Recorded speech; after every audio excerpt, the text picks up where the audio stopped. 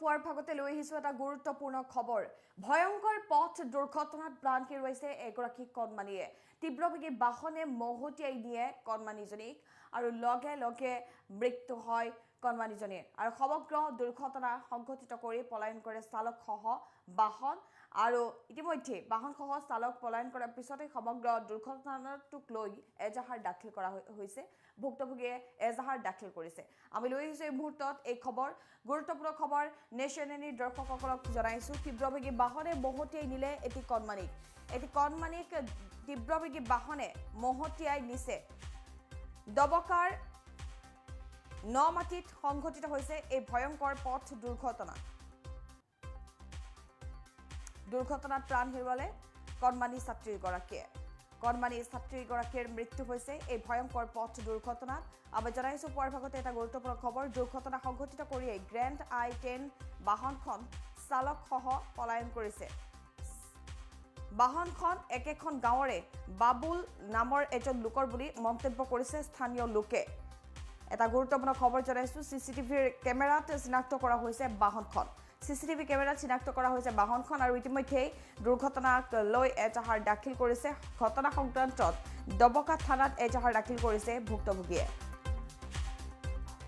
ভয়ংকৰ পথ দুৰ্ঘটনা সংঘটিত হৈছে তীব্ৰবেগী বাহনে মহতিয়াই নিলে এটি কণমানিক আৰু এই পথ দুৰ্ঘটনা সংঘটিত হৈছে দবকাৰ নমাটিত এই ভয়ংকৰ পথ দুৰ্ঘটনা সংঘটিত হৈছে দবকাৰ নমাটিত এই পথ দুৰ্ঘটনাই চাঞ্চল্যৰ সৃষ্টি কৰিছে কণমানিটোৰ মৃত্যু হৈছে আৰু এই পথ দুৰ্ঘটনা সংঘটিত কৰা বাহনখন চিচিটিভিত চিনাক্ত কৰিছে চিচিটিভিত চিনাক্ত কৰাৰ পিছতে বাহনখন গাঁৱৰে বাবুল নামৰ এজন লোকৰ বুলি জানিব পৰা গৈছে একেখন গাঁৱৰে বাবুল নামৰ এজন লোকৰ বুলি মন্তব্য কৰিছে স্থানীয় লোকে চিচিটিভিৰ কেমেৰাত চিনাক্ত কৰা হৈছে বাহনখন দুৰ্ঘটনা সংঘটিত কৰিয়েই যেটো পলায়ন কৰে বাহন সহ চালক আৰু ঘটনা সংক্ৰান্তত দবকা থানাত এজাহাৰ দাখিল কৰিছে ভুক্তভোগীয়ে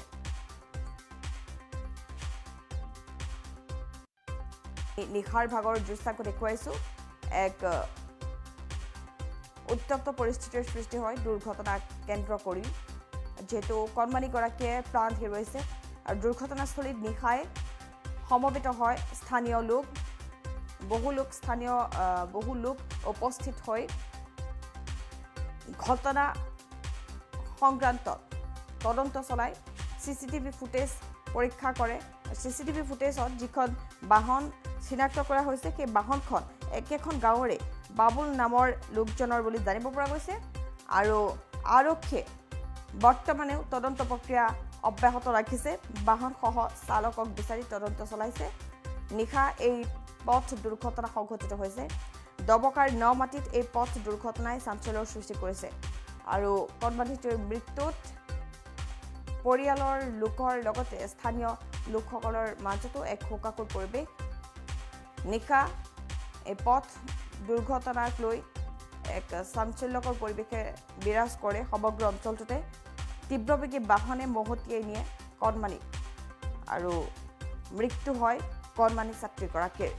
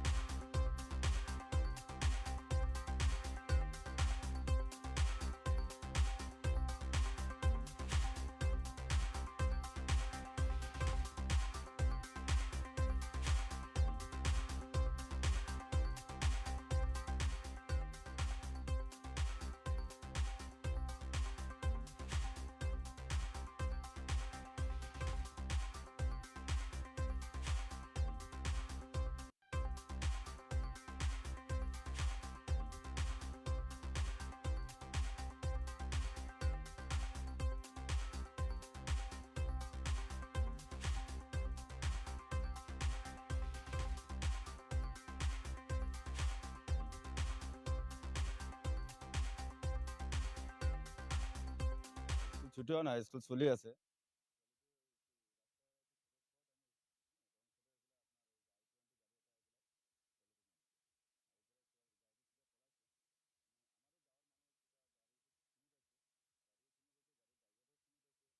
গাড়ীৰ মালিকেও চিনি পাইছে। চিনি পোৱাৰ পিছত গাড়ীমান বাজিব আৰু কি স্কুল ছুটি হোৱা নাই, স্কুল চলি আছে। ছোৱালীটো ৰাস্তাটো ক্ৰছ হোৱা টাইমত ৰং চাইডে আহি পেলাই আপোনাৰ এই I-20 গাড়ী এটা আহি পেলাই ছোৱালীটোক মাৰিছে। মাৰি পেলাই গাড়ীটো চিধা পলাইছে। আমাৰ এই গাঁৱৰ মানুহকেইটা গাড়ী চিনি পাইছে, গাড়ীও চিনি পাইছে, গাড়ীৰ ড্ৰাইভাৰটোও চিনি পাইছে, গাড়ীৰ মালিকেও চিনি পাইছে। চিনি পোৱাৰ পিছত গাড়ীৰ মালিকজনেও আহিছিলে। অহাৰ পিছত আহি পেলাই অলপমান কিবা পইচা পাতি দিছে। তাৰপিছৰ পৰা আমি থানাতো ইজাৰ কৰিছোঁ। এতিয়ালৈকে থানাও ইয়াত অহা নাই, জাগাত ইনকুৱাৰীও কৰা নাই, আৰু মালিকজনো এতিয়ালৈকে আৰু একো কথা কোৱা নাই। আমাৰ ছোৱালীজনীতো এতিয়া হস্পিটেলত ঢুকাইছে বুলি গম পাইছোঁ। গাড়ীৰ মালিকৰ নাম বাবুল আছিল ন, বাবুল আছিল বুলি গম পাইছোঁ। আৰু ড্ৰাইভাৰখনৰ নাম আছিল আমিনুল হক। মানে এটা কণমানি ছোৱালীক গাড়ী এখনে এক্সিডেণ্ট কৰি গাড়ীখন পলাবলৈ চেষ্টা কৰিছিল, কিন্তু আমাৰ ৰাইজে গাড়ীখন দেখা পাইছে আৰু মানুহও চিনি পাইছে। গাড়ীখন আছিল I-10 গাড়ী। সৰু কণমানি 5 বছৰীয়া ছোৱালী এজনী এক্সিডেণ্ট কৰি আজি ছোৱালীজনীৰ হস্পিটেলত মৃত্যুবৰণ কৰিছে। স্কুল টাইমত আছিল, তেতিয়া 11টা মান বজাত এক্সিডেণ্টটো সংঘটিত হৈছিল। গাড়ীখন চিনি পাইছোঁ আমি। গাড়ীখন পশ্চিম জাৰণিৰ হয়, গাড়ীখন I-10 গাড়ী হয়। এইটো বাবুলৰ গাড়ী হয় বুলি গম পাইছোঁ আমি। থানাত এখন এনে এজাহাৰ দিয়া হৈছে, থানাই এতিয়ালৈকে ইনকুৱাৰীত অহা নাই। মান বাজিব আৰু কি স্কুল ছুটি হোৱা নাই, স্কুল চলি আছে।